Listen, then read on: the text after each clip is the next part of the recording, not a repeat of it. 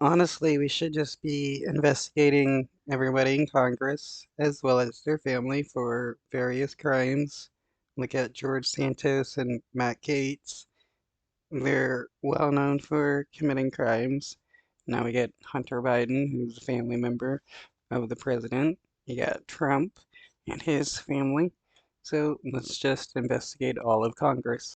Good evening to our viewers in the West, and we have breaking news tonight. More legal troubles for Hunter Biden, President Biden's son. Hunter Biden was just indicted by a federal grand jury in California, now facing new charges. In September, Hunter was indicted by another federal grand jury in Delaware on felony charges for allegedly lying about being a drug user on an application to buy a gun. He pleaded not guilty to those charges. Biden had entered into a plea agreement with the Justice Department on 2 misdemeanor tax charges, but remember that deal collapsed after facing scrutiny from a U.S. District Court judge. CBS's Catherine Herridge is here with tonight's late-breaking details. Good evening, Catherine. What are we learning? Nora, according to the 56-page court filing, a federal grand jury in California has returned a 9-count indictment charging Hunter Biden with 3 felony tax offenses and 6 misdemeanor tax charges. The sprawling indictment alleges the president's son engaged in a 4-year scheme to avoid paying on at least $1.4 million in federal taxes.